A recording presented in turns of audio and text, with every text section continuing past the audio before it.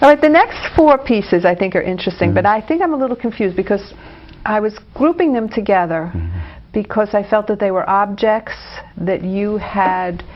Well, I'm going to let you explain it, but I think mollusk fan is not an object, is it? That's an imprint. That mollusk fan, is a print in terms of, I guess, in the true sense of the word, or at least adhering to the definition of the word. But it was a print made in sand, a sand print in that sense. Okay. What I did was. We were doing we were taking a little time off up in Maine, and we were just on a farm, and I found an old tractor seat, rusted and quite beautiful. And having done the horseshoe crabs, this image, the shape of the horseshoe crab, sort of stayed with me as I don't know, a Jungian type symbol. And it does to this day, actually. Anyway, the horseshoe crab, the tractor seat kind of fit into that shape. It had the arched back and then tapered in toward the middle. So I took the horseshoe crab and I filled it with mud and sand. You mean you took the tractor seat? No, I know. You have horseshoe crab on the brain. Yeah, I took the tractor seat and filled it with mud, silt and sand from the shoreline there, and then I put down some beautiful artist paper, and I turned it over. And no color. No color. No pigment. No color. No pigment because the color was there. Okay. And I just let it sit overnight or a couple of days, and then when it was done, and when it hardened in the sun, I took off the paper, and this is what we're looking at, the paper. Exactly. Yeah, but the color is fabulous. Well, it's not my color, it's Mother Nature's color. No, I'm fascinated that you can... But I am very much attracted to those subtle earth tones. But to me it's fascinating that you can think, be walking along, see a piece, and be able to translate it into an art piece. You're just living art. You're just, no, seriously, walking along, living art. And then, but the next 3, the Carnage, the Opera Mask, and the Totemic Tantrum.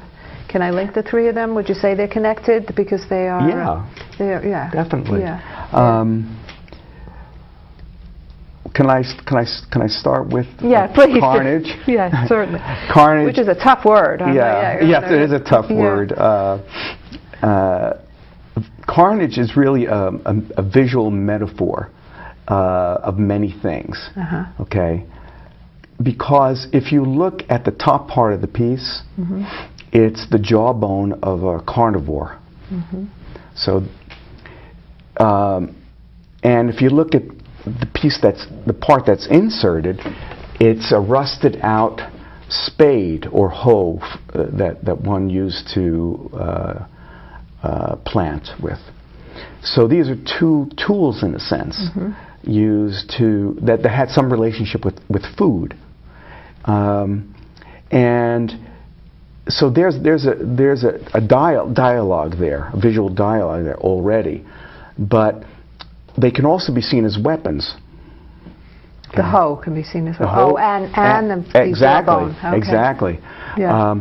But there's also an evolution within that piece as well. There's your visual metaphor. Right. All right, going from hunter is the jawbone and the spear, if you will, to farming. Right. Back in the Neolithic period. Right. So the hoe then is more about farming. Okay, and then the jawbone from an animal can also relate to the domestication of animals, which also takes place during that period. Right. So you can't have one without the other. Yeah, interesting. And interesting that you chose to use the object in these, not make a print of them. Or is there a reason? Are you thinking of? I basically loved the object, and you know, it's one of those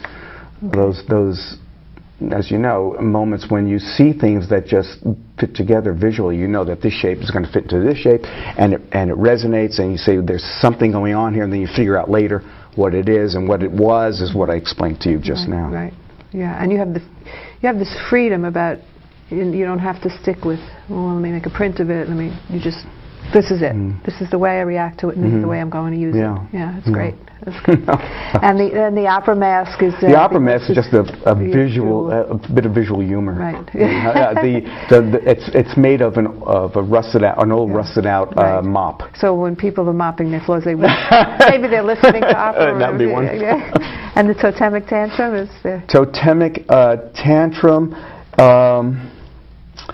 Totemic tantrum is made with an old, the top part is an old rusted out, you know that part that's used to hang clothes on a clothesline, that sort of pulley, the wheel, that piece, and the bottom part is made again from a gardening tool. It's rusted out, which is quite beautiful. I love that so object. Would you call that a woman's picture then? And then she's having a tantrum because she wants to... I didn't think of it that way, and I'm not going to go there. I mean, you're talking about the past, she's got to do the farming, and she's got to do the clothes. And well, if you say so. We can any way we view it, right? I love the work in progress also, this black and white piece. That's a tough one for me because I'm really not sure where it's coming from. I'm not sure. That's why it's a work in progress. Okay. Right now I must have at least 25 pieces of this type. Of this series, yeah. But are these 4 finished? Again, it's evolutionary because it's gotten to the series that you're showing now has gotten to a point where it's beginning to fade to black. I don't have a total one that's totally black up there, but in my studio I do, and I'm debating now. Okay, am I going to total blackness? Now what do I do? Yeah. So again, and these images are very anthropomorphic, and so they fit into the show as well. You know, because they seem to be frozen in an evolutionary time warp because they show upright images. Upright figures, but also seem very animal-like. They seem scary. Yeah, that's disturbing, and so again, I don't know where that's coming from. I wonder what's happening. But you will show it because these 4 are finished. It's just that the whole series. Yeah, the whole series hasn't been completed as yet, as far as I know.